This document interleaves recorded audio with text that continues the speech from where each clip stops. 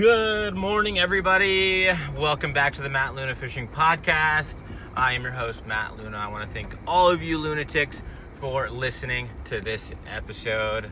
Couple things real quick. If you're into YouTube, you like watching YouTube videos, please go subscribe to my YouTube channel.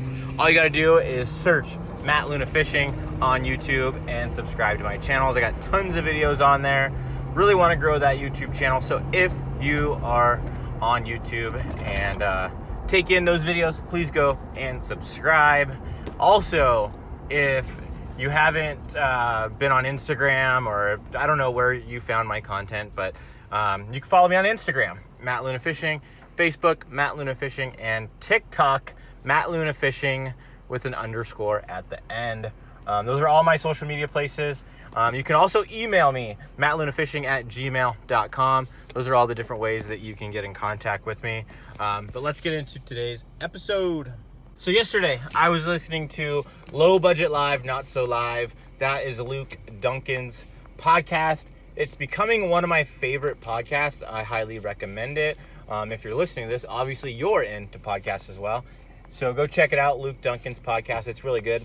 He's been talking a lot about the MLF, FLW buyout thing that's going on. And he had Andrew Upshaw on his show. And it was a really, really good episode. It was very informative. And it kind of, they kind of talked about some things that I had already mentioned in a couple of my previous podcasts about what ultimately ended up happening with MLF buying FLW.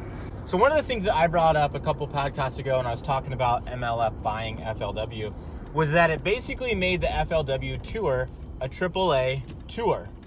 I don't know if that was the intent of Major League Fishing.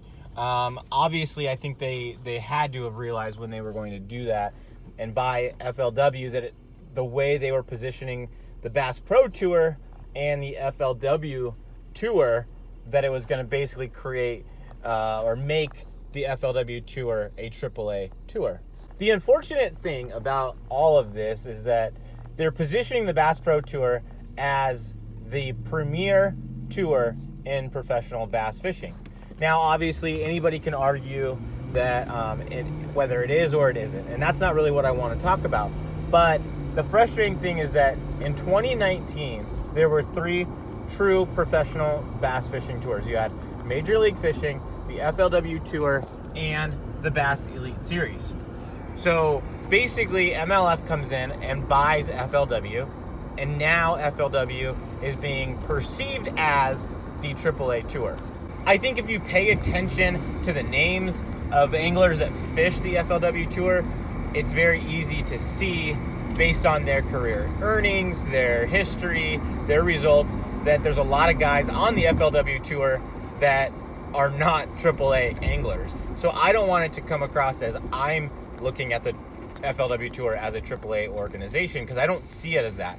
I just see it as, MLF trying to position the FLW Tour as its, AAA to the Bass Pro Tour, because they needed to create some structure to have people qualify for the Bass Pro Tour, which innately made the FLW Tour, if it feeds into the Bass Pro Tour, the AAA.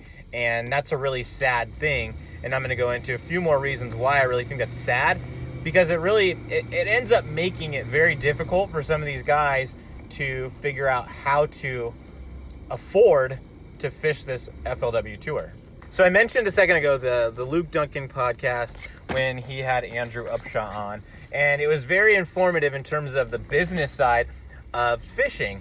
And with FLW being bought out and that new tour having new rules, it's basically taken away some of their marketing ability. And they even mentioned in that podcast that a lot of marketing directors, the people that decide what level of sponsorship these guys get, whether they're going to get hundreds of dollars or thousands of dollars or, hundreds of thousands of dollars, depending on who you are, they're looking at this tour as a AAA. Therefore, they're not going to get as much money, yet the entry fees went up in price. The FLW Tour is going to cost more for the guys that fish it in 2020 than it did in 2019, yet it's being perceived by marketing people and sponsorship people, the people that are writing the checks to these fishermen, it's being perceived as a AAA tour. That's really sad, because that's going to probably cut in to the amount of sponsorship dollars that these guys are going to get, and it's going to affect their livelihoods. I mean, these guys are fishermen. Yes, they chose to be in these positions. Yes, they chose to live this life, and they've chose to basically live off sponsorship dollars and tournament winnings. But just because like an organization gets bought out shouldn't really affect their livelihood, in my opinion. I think that it's really unfortunate. I think that guys like Andrew Upshaw, because he's the one that was talking about this, guys like Brian Thrift, Scott Martin, all these guys are not AAA level fishermen. You could argue that any of those three names that I just mentioned are just as good as guys on the Bass Pro Tour, yet it's being positioned that that's the premier level, along with the Bassmaster Elite Series, yet the AAA of fishing is the FLW Tour. Doesn't really make sense just because somebody decided to buy out another organization.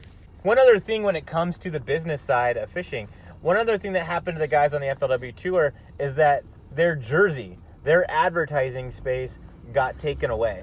Now, I don't know all the percentages and all that kind of stuff, and that's not really what's important, but basically, day 1 and 2, these guys can go out and fish, wear whatever jerseys they want, show whatever sponsors they want. But then on days 3 and 4, it's a 4-day tournament. If you qualify, if you make the cuts, you can fish up to 4 days. Most of the TV time and FLW live time is going to be on days 3 and 4. However, this marketing positioning, this marketing space on their jerseys, on their boats, on their decks, all of that stuff factors into exposure for their sponsors, their companies that are supporting them, the companies that are writing the checks to make it possible for them to go fish these events, making it possible for them to fish for a living, is being cut down by the new ownership. So like I said a second ago, on days 1 and 2, they get to wear whatever they want, show whatever sponsors they want. And then days 3 and 4, when they're probably on TV, when they're probably on Bassmaster Live, they are now forced to wear certain non-competitive sponsors, logos on their jerseys. So basically, FLW or MLF, whoever you want to make out to be this person that's creating all these rules, are now forcing these guys to use their advertising space, their ability to market themselves and make money outside of tournament winnings is being cut down.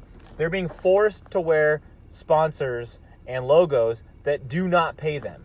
They are paying to go fishing and then are being forced to wear logos that are not paying them. To me, that makes no sense.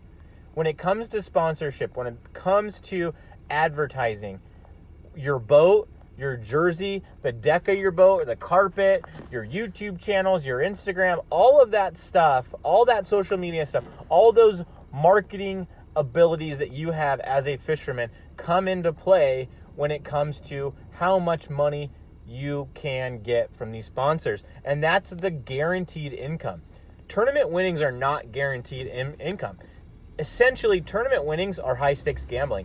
These guys are paying $5,000 to go fish an FLW Tour event.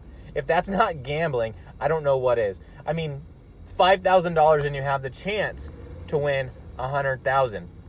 I don't know what the cut line is going to be in 2020, but there are guys that are paying $5,000 that are going home with nothing, and they're considered professionals.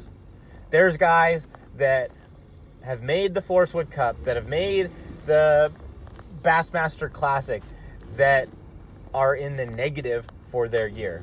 They supposedly had a good season by making the FLW Forestwood Cup or by making the Bassmaster Classic, but their winnings for the year still put them in negative when you factor in all the costs that it takes to fish professionally. To me, it shows that the entire thing is like broken. Bass fishing, tournament fishing is kind of broken. All we do is go out and fish for everyone else's money. We pay an entry fee. Sponsors are promoted through the tournament organization, but we're only fishing for each other's money. I don't know all the ins and outs and the financials of any of these tournament organizations, but if you look at payout structures, if you look at payout breakdowns, we're fishing for each other's money. We all put in our $1,000 or $5,000 if you're fishing, the Bassmasters or fishing the FLW Tour or whatever. And we're basically fishing for each other's money, and people go home empty-handed. The tournament organization takes their cut. The sponsors pay the tournament organization for the exposure that they provide. And from what I can tell, none of that goes to the fishermen. To me, there needs to be more of a revenue share model. That would make sense to me, because without the fishermen, there's no tournament organization. And without the tournament organization, there's no tournament for the fishermen to participate in. And without the tournament, the sponsors don't have the reach. And without the tournament, the fishermen don't have the ability to make the money. So it's a very tandem model. You need each other. You can't have one without the other. If fishermen don't sign up for a tournament, there's no tournament. If the organization doesn't put a tournament on, there's nowhere for the tournament fishermen to fish. So I really think a revenue share model makes more sense. And yet that doesn't happen. Obviously, I don't know what it takes to run a tournament. I definitely don't know what it takes to run a tournament at the level of the FLW Tour, the Bass Pro Tour, or the Bassmaster Elite Series. But to me, it just seems like there should be more that goes into the payout structure, at least at the professional level. Now, I can understand at some of the lower level stuff like iFish or anything like that, where we are fishing for each other's money. There's not enough money being pumped in to the organizations by the sponsors. Maybe they literally cannot afford to up the payouts and pay above 90, 100% and that 1 in 5. Maybe that's just the reality, and maybe that's just the way things are at the lower level. But to me, at the highest level of fishing, you should be fishing for more than just each other's money. You should not be fishing for the guy that you're rooming with entry fee. It just doesn't make sense to me, at least at the highest levels of fishing. Now, the Bass Pro Tour, obviously, they have no entry fees, so they literally are fishing for the sponsorship money that comes in, or whatever money is in the bank account. That's what they're fishing for, because there are no entry fees at the Bass Pro Tour. So that's like the carrot that the MLF is hanging out there for the professional fishermen. And I think that it makes a ton of sense for anglers at the professional level to not have entry fees. I think if you're fishing for a living and you're fishing with this organization and you're promoting this organization and you're promoting their sponsors and your own sponsors, you should not have entry fees. Nobody's making NFL or MLB or NBA players pay to go play basketball or to go play baseball or to go play football. And those are billion-dollar teams. Football teams, baseball teams, basketball teams are worth $1 billion, maybe more than that depending on what team it is specifically. But when it comes to fishing, guys are paying $40,000 a year to go fish. You got to pay $40,000 to hopefully go make a living. To me, that doesn't make sense. To me, it's broken, and it's been like that for a long time.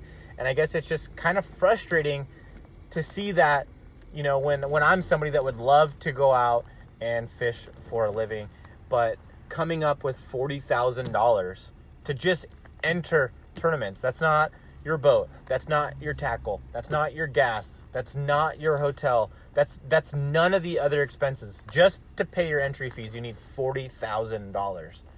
To me, that doesn't make sense. To me, it's broken.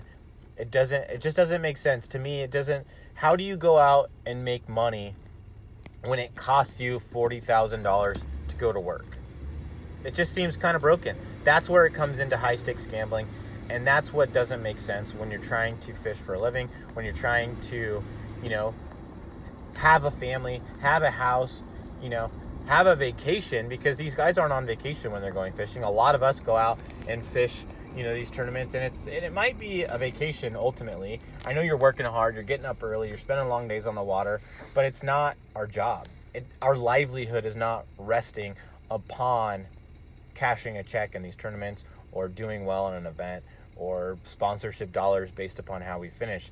We have the money, we put it up, and we go out there, and if we lose it, obviously we're not happy, but we still have a job to go to when we get back in town. I've wanted to make a YouTube video or a podcast episode like this for a long time, kind of putting my opinions out there in the open when it comes to the tournament fishing world. I've learned a lot over the last few years as I've been trying to pursue this dream of fishing professionally, trying to, fish the highest levels of tournaments that ultimately I can afford to fish. And going into 2020, I don't know what tournaments I'm going to fish. The only one that I know of right now, as we sit here, is the 2020 WON Bass US Open. That's the only one that I know I'm going to fish. I literally have already put my deposit in essentially a year in advance to make sure that I can get into that tournament. And even at these, lower level pro-am tournaments, it's still a giant expense. I mean, to fish the US Open on the pro side, you're looking at, a $1,600 entry fee. The Wild West Bass Trail events that are out here in the West, those are, 800 something, per tournament. You have other open pro-am type events, and those are $1,000 entry. Then you have the FLW Costa Series events that are now essentially AA. Those used to be the AAA of fishing, and now they're AA, and those are, I want to say, $1,700 in entry fees. And then there's travel. And I live in California, and I know that this is like a California issue, but gas is almost $4 a gallon. And going to Clear Lake is like a 12-hour drive, and that's probably 3 tanks of gas. So that's, potentially $300-$400 just to get there, $300-$400 just to get back, $300-$500 in gas while you're at the tournament. So in just gas and entry fees, you're looking at, $3,000. Then you got to factor in the hotel expenses, so maybe another $500. So now you're at $3,500. And that's not even making a cast with your tackle, your equipment, the boat payment that a lot of guys have. Just to go fish some of these tournaments, you're looking at $4,000 in expense. And then you magnify that for these guys that are fishing at the highest levels, paying $5,000 in entry fees. It might cost them $8,000, $9,000, $10,000 to just fish an event, and the bottom check is $10,000. They might have made $1,000 or $2,000 by fishing that event. Maybe. That doesn't make sense. How is that sustainable for these guys? I know there's sponsorship dollars, but I just don't believe that the sponsor dollars are that large that these guys are making decent living. The stress that's involved in fishing, the stress that's involved in providing for your family, the stress that's involved in traveling around does not equate to the income that these guys have to be making. It's just crazy to me that this is how the system's been for a long time, especially when you compare it to other sports and other ways that people make a living. It's kind of crazy that these little green fish and these little brown fish capture our attention so much that we're willing to endure all that to try to go catch them, to try to travel around and catch these little fish. I'm doing it. I'm going to continue to do it. But also, it's the only thing that's out there. It's the only option if you want to tournament fish. And for whatever reason, tournament fishing is something that I love to do. Tournament fishing is fun. I have way more fun fishing a tournament than I do going fun fishing just on the weekend. I love the competition. I love the hunt to try to catch the biggest fish that you can. I love the, going to the weigh-ins. I love the blast off. I love fishing against the clock. I love all of it. I love doing the content on YouTube. I love doing the Instagram stuff. I love having sponsors. I love working with companies. I love all of that stuff. And that's all part of, chasing this bass fishing dream, chasing this professional fishing dream. And it's just sad to see what it's going to take in order to make it a reality and how difficult it's going to be. Now, I don't think it should be easy to fish for a living, but I think it should be a little bit more possible than it appears to be now. Like, for example, if you want to go, play Major League Baseball or play in the NBA or play in the NFL, there's costs involved in terms of having cleats or having certain gear and maybe signing up to play in a league or something like that, and then eventually high school, college, blah, blah, blah. But then you get drafted, and they're paying you to go play. Then you have to go through the ranks, and they're paying you to play. They're paying you to show up. Your job is playing that sport, and they are paying you to play that sport. In fishing, it's completely backwards. you pay to go to work. And that's what seems odd when you compare it to other sports, and it's just always been that way. And maybe it's just because the sponsorship dollars just aren't there being pumped into these organizations to make that a reality. I don't know. I'm sure that's got to be what it is. But these companies, Bass, FLW, MLF, all these smaller organizations, there's money to be made in these organizations. There's money to be made from these fishermen. There's money to be made from the sponsors, or else they wouldn't exist. These are businesses. They are not out there for our benefit. They're out there to make money, and that's okay. I'm not saying it should be some altruistic thing where they don't make money and they lose money, because that doesn't make sense. It is a business. I understand they should make money, but I also think that it needs to be a little bit better for the fishermen overall.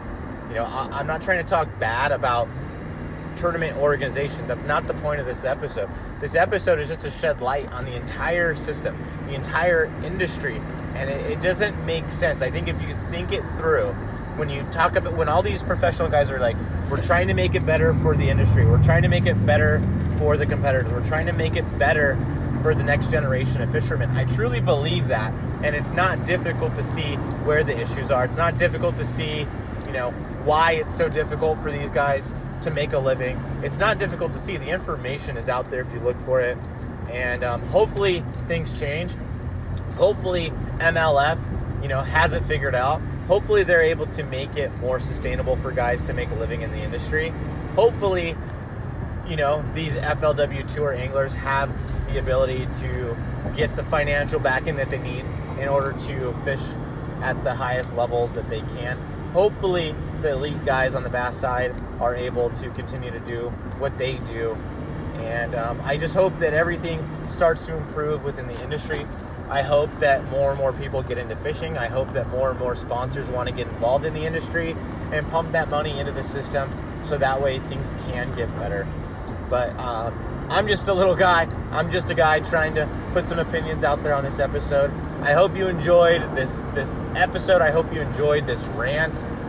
I hope that it made sense. I hope that it was something that you were able to follow.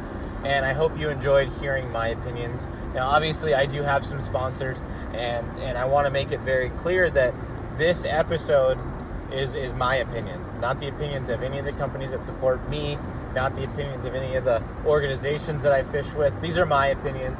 I just wanted to put this out there and let you guys kind of know my thoughts on how this whole thing is shaping up and what it looks like from my perspective. And obviously, I don't have all the information. I don't have all the insight that some of these other people do that are putting content out there. But I figured it was worth it for me to record this episode and put it out for you guys. And I hope you enjoyed it. And please leave an iTunes review on my podcast. It really helps people to find this podcast when they search for it. So if you're listening on iTunes, please go leave a review on iTunes. I'd really appreciate it. And if there's a way to review on whatever podcasting platform you do, please do so. If you can leave a star or a heart or whatever, I'd really appreciate that. If you want to get in contact with me, feel free to send me an email, contact me on Instagram, Facebook, TikTok, wherever. Please get a hold of me. Please send me a message. Let me know what you think about it. And if you're listening to this on YouTube, feel free to drop a comment, leave your 2 cents on this entire topic. I'd love to hear it. Please subscribe to the podcast. And if you haven't checked out my YouTube channel, please go do that. Check me out on Instagram, Facebook, TikTok, whatever you prefer. Thanks again for listening to this episode. I really appreciate you taking the time to listen to my podcast. That's going to do it for today's episode. I really hope you enjoyed it. And stay tuned for the next episode. See ya.